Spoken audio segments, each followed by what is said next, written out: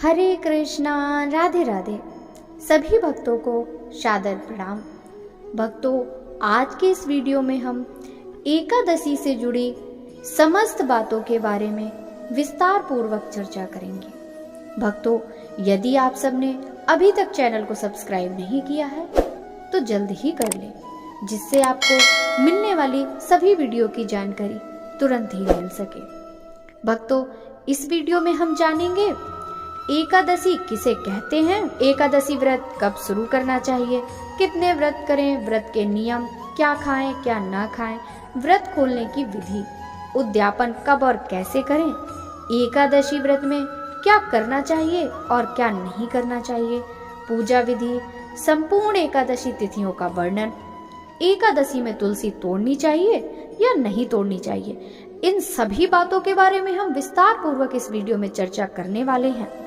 तो भक्तों, देरी ना करते हुए चलिए वीडियो शुरू करते हैं।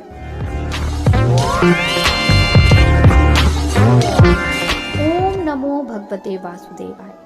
भक्तों, सबसे पहले हम जानेंगे एकादशी किसे कहते हैं। हिंदू पंचांग की 11वीं तिथि को एकादशी कहते हैं।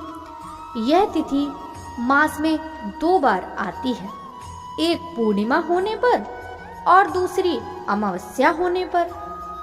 पूर्णिमा से आगे आने वाली एकादशी को कृष्ण पक्ष की एकादशी और अमावस्या के उपरांत आने वाली एकादशी को शुक्ल पक्ष की एकादशी कहते हैं। भक्तों, अब हम जानेंगे एकादशी व्रत कब शुरू करें या एकादशी व्रत कब आरंभ करना चाहिए। आमतौर पर जब किसी को एकादशी व्रत रखना होता है तो वो किसी भी शुक्ल पक्ष की एकादशी से इस व्रत की शुरुआत कर देते हैं, लेकिन वास्तव में एकादशी व्रत की शुरुआत उत्पन्ना एकादशी से करनी चाहिए। इसी ही पहली एकादशी माना जाता है। धार्मिक कथाओं के अनुसार मार्गशीर्ष के कृष्ण पक्ष की एकादशी तिथि को भगवान विष्णु के अंश से उत्पन्न होकर देवी एकादशी ने राक्षस मुर से भगवान विष्णु के प्राण बचाए। तब भगवान विष्णु ने प्रसन्न होकर देवी को एकादशी का नाम दिया। अतः सभी भक्तों को उत्पन्ना एकादशी से ही व्रत आरंभ करना चाहिए। भक्तों, अब हम जानेंगे एकादशी के कितने व्रत करने चाहिए। माह में 2 एकादशियां होती हैं, अर्थात आपको माह में बस 2 बार और वर्ष के 365 दिनों में मात्र 24 बार ही नियम पूर्वक एकादशी व्रत रखना होता है। हालांकि प्रत्येक तीसरे वर्ष अधिक मास होने से 2 एकादशियां जुड़कर यह कुल 26 हो जाती हैं। वहीं कुछ लोग शुक्ल पक्ष की एकादशियों का व्रत रखते हैं, जो साल में 12 या 13 पड़ती हैं। वहीं कुछ लोग एक शुक्ल पक्ष व कृष्ण पक्ष दोनों ही एकादशियों का व्रत करते हैं, जो 24 एकादशियां होती हैं। साथ ही कुछ लोग विशेष कामनाओं की पूर्ति के लिए एकादशी का व्रत करते हैं। जिन्हें मोक्ष की कामना होती है वह मोक्षदा एकादशी का व्रत करते हैं, जिन्हें पुत्र की कामना होती है वह पुत्रदा एकादशी का व्रत रखते हैं। इसी तरह से कुछ लोग विशेष एकादशियों का व्रत रखते हैं। कुछ लोग साल में पड़ने वाली देव उठनी एकादशी का व्रत भी रखते हैं। ऐसा मानना है कि उस दिन देव उठते हैं तो प्रसन्न होते हैं, इसलिए एकादशी का व्रत रखते हैं।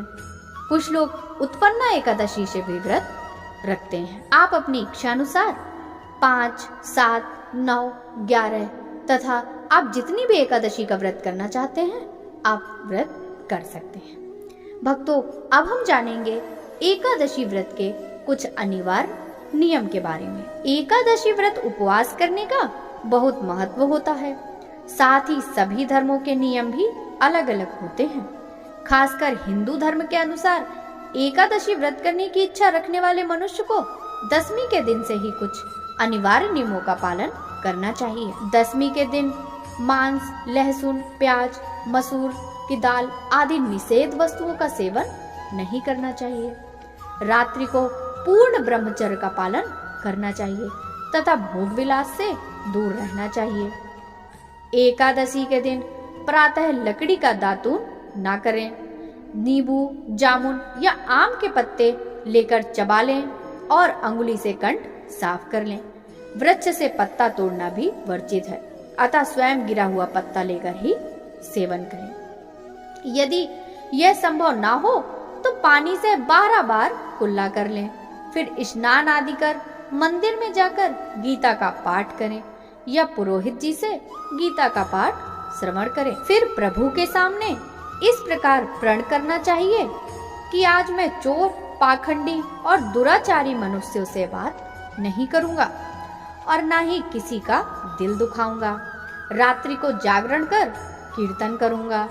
तत्पश्चात ओम नमो भगवते वासुदेवाय इस द्वादश मंत्र का जप करना चाहिए। राम, कृष्ण, नारायण आदि विष्णु के सहस्त्र नाम को कंठ का भूषण बनाएं। भगवान विष्णु का स्मरण कर प्रार्थना करें और कहें, हे त्रिलोकीनाथ, मेरी लाज आपके हाथ है, अतः मुझे इस प्रण को पूरा करने की शक्ति प्रदान करिए। यदि भूलवश किसी निंदक से बात भी कर ली तो भगवान सूर्य नारायण के दर्शन कर धूप दीप से श्री हरि की पूजा कर क्षमा मांग लेनी चाहिए। एकादशी के दिन घर में झाड़ू नहीं लगाना चाहिए, क्योंकि चींटी आदि सूक्ष्म जीवों की मृत्यु का भय रहता है। इस दिन बाल नहीं कटवाना चाहिए, न ही अधिक बोलना चाहिए। इस दिन यथाशक्ति दान करना चाहिए, किंतु स्वयं किसी का दिया हुआ अन्न आदि कदापि ग्रहण ना करें। दशमी के साथ मिली हुई एकादशी व्रत मानी जाती है। वैष्णवों को योग्य द्वादशी मिली हुई एकादशी का व्रत करना चाहिए। त्रयोदशी आने से पूर्व व्रत का पारण करना चाहिए। प्रत्येक वस्तु प्रभु को भोग लगाकर तथा तुलसी दल छोड़कर ग्रहण करना चाहिए। इस व्रत को करने वाला दिव्य फल प्राप्त करता है और उसके जीवन के सारे कष्ट समाप्त हो जाते हैं। भक्तों, अब हम जानेंगे एकादशी व्रत में क्या खाना चाहिए और क्या नहीं खाना चाहिए। एकादशी के दिन किसी कारणवश निराहार रहकर व्रत करना संभव ना हो तो एक बार फलाहार भोजन कर ले। एकादशी के दिन यथाशक्ति अन्न का दान अवश्य करना चाहिए। साथ ही किसी अन्य व्यक्ति का दिया हुआ अन्न ग्रहण नहीं करना चाहिए।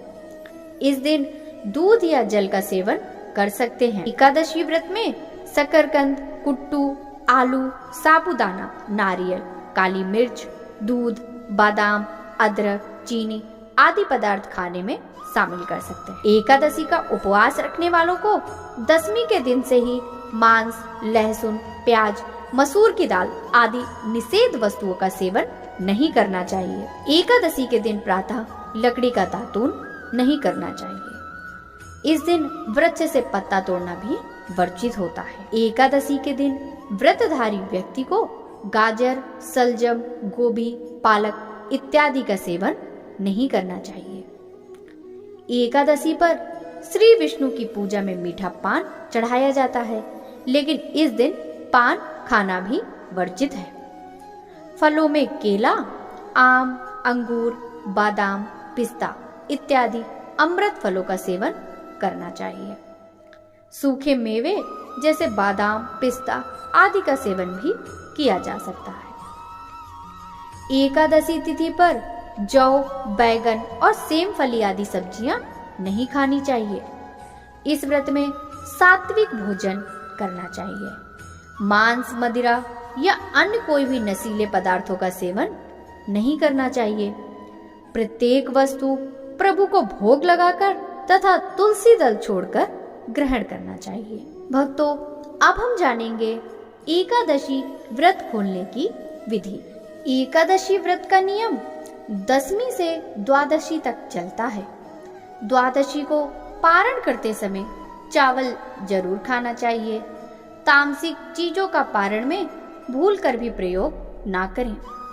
एकादशी का व्रत भगवान विष्णु के निमित्त रखा जाता है। हर मास में एकादशी आती है और मास के अनुसार एकादशी व्रत का महात्म्य भी बढ़ जाता है। एकादशी व्रत करने के लिए दशमी के दिन से व्रत के नियम लग जाते हैं, जो द्वादशी तक चलते हैं। दशमी से लेकर द्वादशी तक व्रत के नियमों का पालन मनुष्य नहीं करते तो इससे उन्हें व्रत का पूर्ण लाभ नहीं मिलता। ऐसे में हर किसी को यह पूर्ण लाभ नहीं मिलता।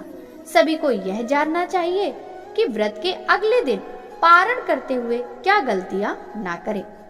एकादशी पर नियम और संयम के साथ व्रत रखकर भगवान विष्णु की उपासना करने के बाद अगले दिन द्वादशी तिथि पर पारण में खास चीजों का ही सेवन करने का विधान। इस व्रत के पारण में कुछ विशेष चीजों का प्रयोग करने से आपको व्रत का संपूर्ण फल प्राप्त होता है और देवतागण भी प्रसन्न होते हैं। तो आइए जानते हैं क्या क्या चीजें हमें व्रत में खानी चाहिए और नहीं खानी चाहिए। भगवान विष्णु को तुलसी बेहद प्रिय है और उनकी पूजा में यदि तुलसी ना हो तो वह पूजा या भोग ग्रहण नहीं करते। इसलिए भगवान विष्णु के किसी भी व्रत में तुलसी का प्रयोग अवश्य करें। और एकादशी व्रत के पारण के लिए भी आप तुलसी पत्र को अपने मुख पर डाल सकते हैं। आंवले के पेड़ पर भगवान विष्णु का वास होता है, इसलिए आंवले का भी विशेष महत्व होता है। एकादशी व्रत का पारण आंवला खाकर करने से अखंड सौभाग्य, आरोग्य और संतान सुख की प्राप्ति होती है। एकादशी व्रत के पारण पर चावल जरूर खाना चाहिए। एकादशी व्रत के दिन चावल खाना मना होता है, लेकिन द्वादशी के दिन चावल खाना उत्तम माना जाता है कि इस दिन चावल खाने से प्राणी रेंगने वाली जीव की योनि में जन्म पाता है। लेकिन द्वादशी को चावल खाकर व्रत का पारण करने से इस योनि से भी मुक्ति मिल जाती है।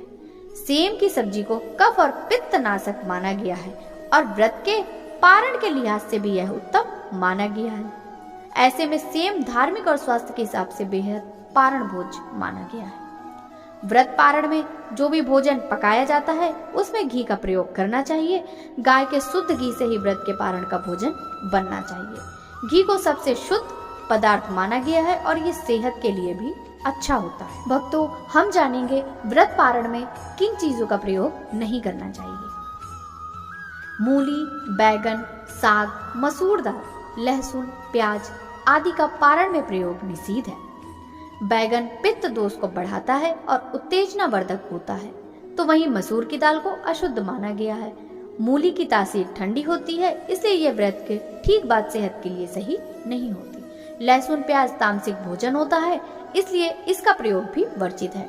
माना जाता है इसे खाने से उत्तेजना, क्रोध, हिंसा और अशांति की भावना मन में आती है। व्रत पारण में भगवान श्री हरि को प्रिय लगने वाली तुलसी, आंवला या सात्विक भोजन करके व्रत पारण करना चाहिए। भक्तों, हम जानेंगे एकादशी व्रत उद्यापन कब और कैसे करना चाहिए। सनातन धर्म में एकादशी के व्रत का काफी महत्व है। इसका उद्यापन देवताओं के प्रबोध समय में ही एकादशी व्रत का उद्यापन करना चाहिए। विशेषकर मार्गशीर्ष के महीने में माघ माह में या भीम तिथि माघ शुक्ल एकादशी के दिन ही व्रत का उद्यापन करना चाहिए। चातुर्मास में उद्यापन नहीं करना चाहिए। जब आपकी 24 एकादशियां पूर्ण हो जाती हैं, तब आप इसका उद्यापन कर सकते हैं। एकादशी उद्यापन में श्री विष्णु जी का चित्र अथवा मूर्ति होनी चाहिए। पुष्पमाला, नारियल, सुपारी, आंवला, बेर, अन्य ऋतुफल, धूप, घी, पंचामृत बनाने के लिए कच्चा दूध, दही, घी, शहद और शक्कर चाहिए। चावल, तुलसी, गोबर, केले का पेड़, मिठाइयाँ इत्यादि भी होनी चाहिए। एकादशी व्रत के दिन ब्राह्मणों को भोजन करवाना चाहिए। पूजन कितना भी बड़ा या छोटा हो, सभी व्रतियों को श्रद्धा के साथ इसे करना चाहिए।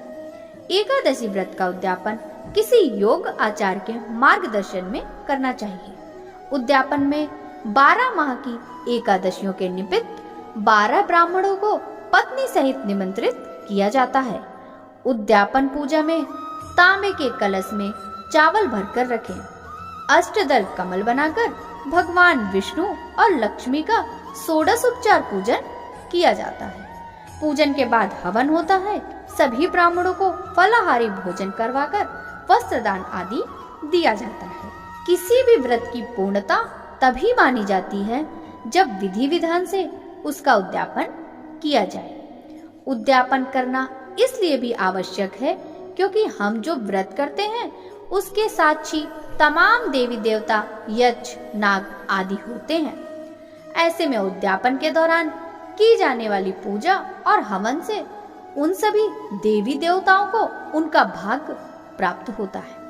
इस दौरान किए जाने वाले दान दक्षिणा से व्रत की पूर्णता होती है और मन इच्छा का फल मिलता है।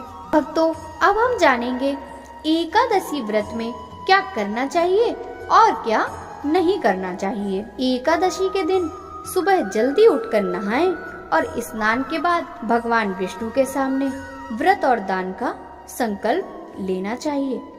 दिन भर कुछ नहीं खाना चाहिए। संभव ना हो सके तो एक समय फलाहार भोजन कर सकते हैं।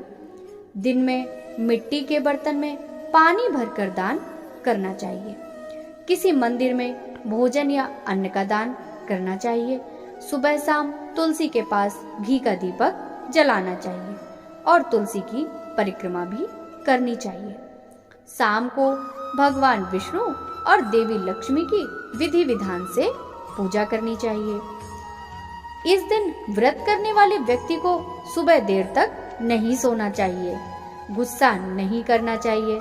घर में किसी भी तरह का वाद विवाद या क्लेश से बचना चाहिए। लहसुन, प्याज और अन्य तरह की तामसिक चीजों से बचना चाहिए। किसी भी तरह का नशा नहीं करना चाहिए और ब्रह्मचर्य का पालन करना चाहिए। ईमानदारी से काम करना चाहिए और गलत कामों से बचना चाहिए। अब हम जानेंगे एकादशी व्रत की पूजा विधि के बारे में। एकादशी के दिन ब्रह्म वेला में भगवान को पुष्प, जल, धूप, दीप, अक्षत से पूजन करना चाहिए। इस व्रत में केवल फलों का ही भोग लगाया जाता है। इस व्रत में दान करने से कई लाख गुना वृद्धि फल की प्राप्ति होती है। एकादशी पर धूप, दीप, नैवेद्य आदि 16 सामग्री से भगवान श्री कृष्ण का पूजन तथा रात में दीप दान करना चाहिए। प्रातः जल्दी उठकर स्नान आदि से निवृत्त हो जाएं।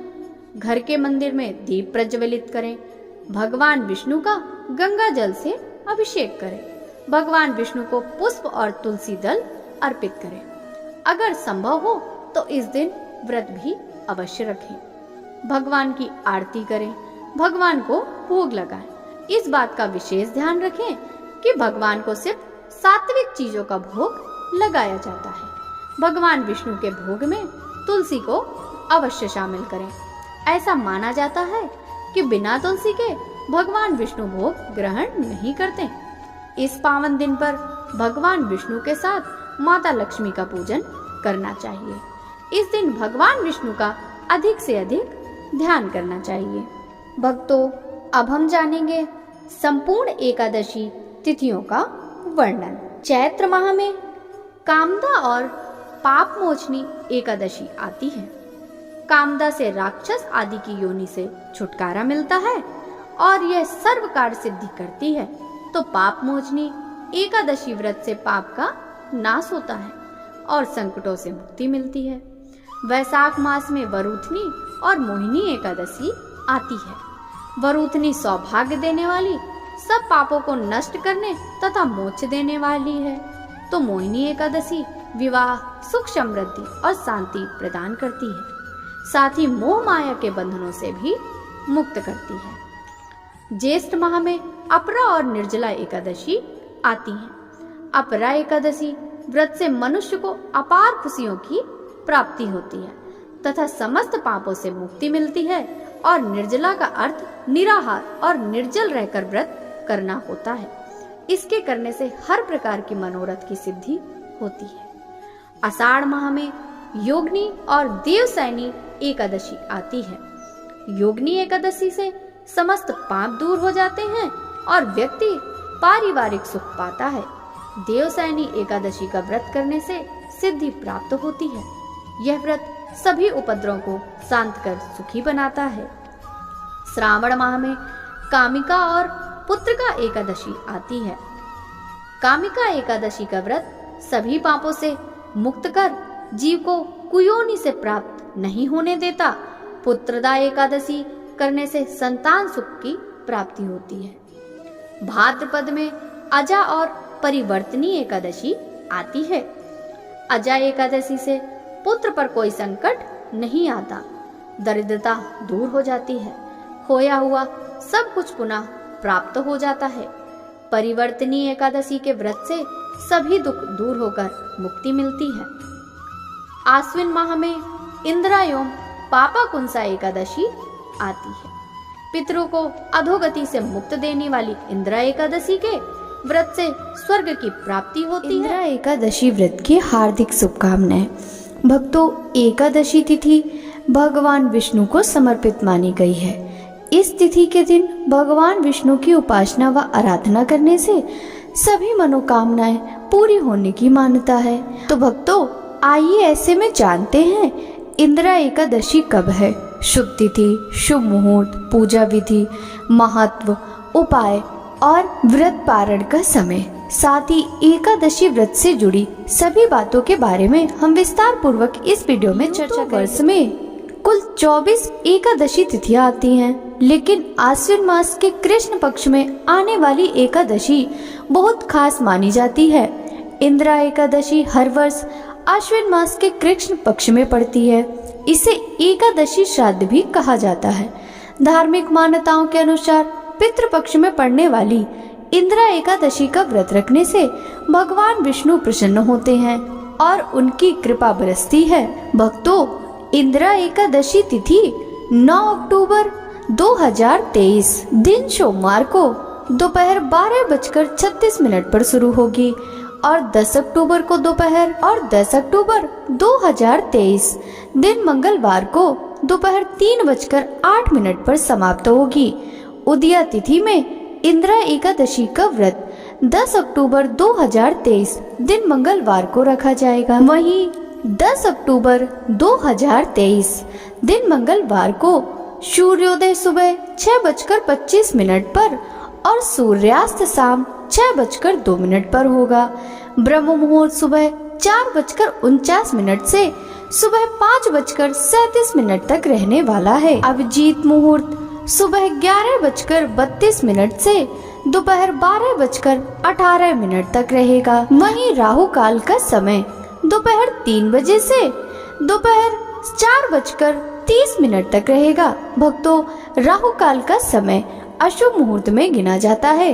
इस समय किसी भी पूजा पाठ का कोई विफल प्राप्त नहीं होता। इस समय सभी पूजा पाठ के कार्य वर्जित माने गए हैं। 10 अक्टूबर 2023 इंद्रा एकादशी के दिन श्राद्ध योग एवं शुभ योग भी लग रहा है। श्राद्ध योग सुबह 7:46 तक रहेगा। वहीं उसके बाद शुभ योग प्रारंभ हो जाएगा। द्वादशी तिथि 10 अक्टूबर मंगलवार को दोपहर 3:10 से प्रारंभ होगी। वहीं द्वादशी तिथि का समापन 11 अक्टूबर 2023 दिन बुधवार को शाम 5:37 पर होगा।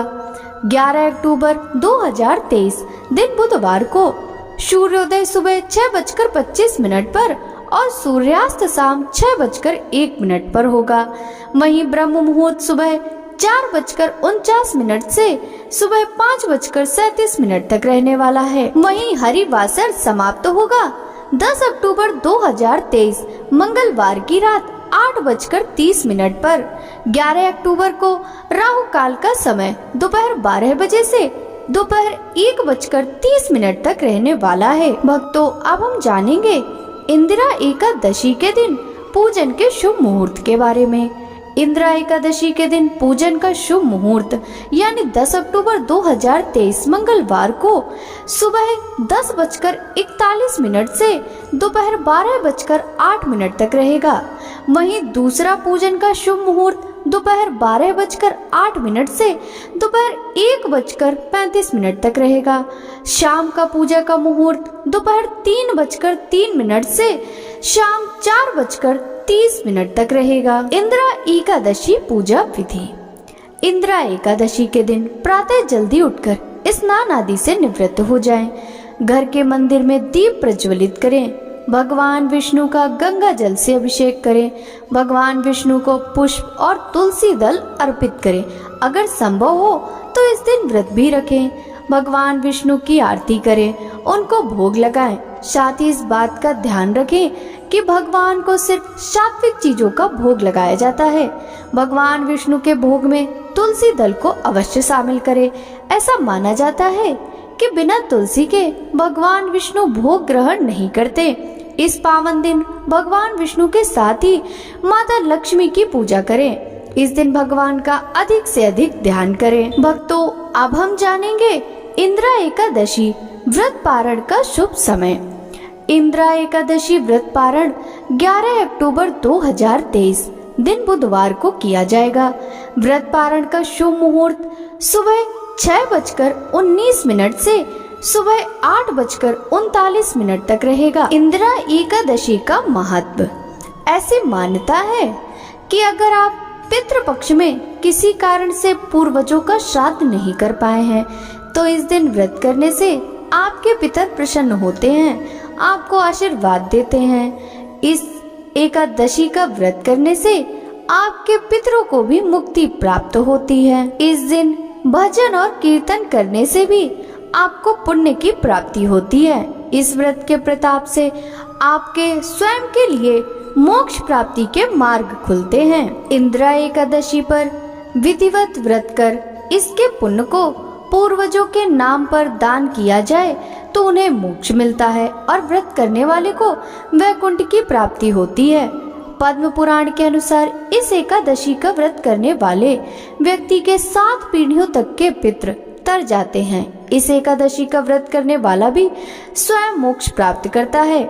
इंदिरा एकादशी का व्रत करने और भगवान विष्णु की विधिवत पूजा करने से वैकुंठ धाम की प्राप्ति होती है। पुराणों में बताया गया है कि जितना पुण्य कन्यादान, हजारों वर्षों की तपस्या और उससे अधिक पुण्य एकमात्र इंदिरा एकादशी व्रत करने से मिल जाता है। भक्तों, अब हम जानेंगे इंदिरा एकादशी पर किन चीजों का दान करना चाहिए। अश्विन महीने की एकादशी पर घी, दूध, दही और अन्न दान करने का विधान ग्रंथों में बताया गया है। इस तिथि पर जरूरतमंद लोगों को खाना खिलाया जाता है। ऐसा करने से पितर संतुष्ट होते हैं। इन चीजों का दान करने से सुख और समृद्धि बढ़ती है, धन लाभ होता है और सेहत भी अच्छी रहती है। भक्तों, अब हम जानेंगे इंदिरा एकादशी पर किए जाने वाले उपायों के बारे में। इंदिरा एकादशी के दिन ब्राह्मण भोज से पहले पीपल के वृक्ष के नीचे सरसों के तेल का दीपक जलाएं और पितरों की आत्मा की शांति के लिए प्रार्थना करें। इसके साथ ही पितरों को याद करते हुए विष्णु सहस्त्र नाम का पाठ करें। ऐसा करने से पितर प्रसन्न होते हैं और सुख समृद्धि का आशीर्वाद देते हैं। पितृपक्ष की एकादशी तिथि का व्रत करने और पितरों के नाम दान का पुण्य करने से जातक को मृत्यु के बाद यमदूतों का भय नहीं रहता और आत्मा का सफर आसान हो जाता है।